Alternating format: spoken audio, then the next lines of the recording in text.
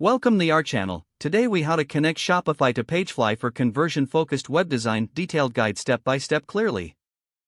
To connect Shopify to PageFly for conversion-focused web design, start by logging into your Shopify admin panel.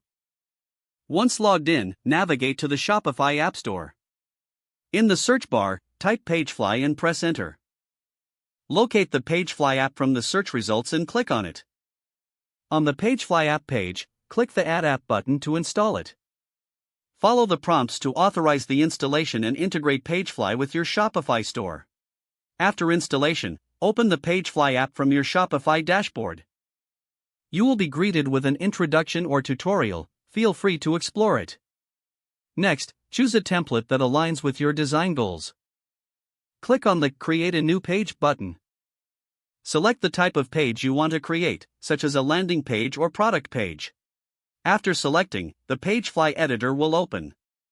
Hands-on with the editor, customize your layout by dragging and dropping elements. You can add text, images, buttons, and other components as needed. Utilize the Settings panel to adjust styles and properties for each element. To enhance conversions, consider adding call to action buttons prominently. Preview your changes often to see how the page will appear to visitors. Once satisfied with your design, click the Save button to keep your progress. Next, publish your new page by clicking the Publish button. Return to your Shopify dashboard and check the navigation settings for your site. Ensure your new PageFly page is linked in your main navigation menu for easy access. Test the functionality of your new page by visiting it in a web browser. Monitor the performance and gather data on user engagement. Make iterative adjustments based on analytics and feedback. By following these steps, you'll efficiently connect Shopify to PageFly for a conversion-focused web design.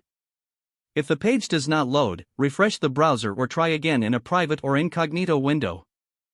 Make sure you are using the correct email address, then retype it carefully to avoid small typos. If your password is not accepted, use the reset option and create a new strong password you can remember. Don't forget to like this video and subscribe to our channel for more step-by-step tech guides.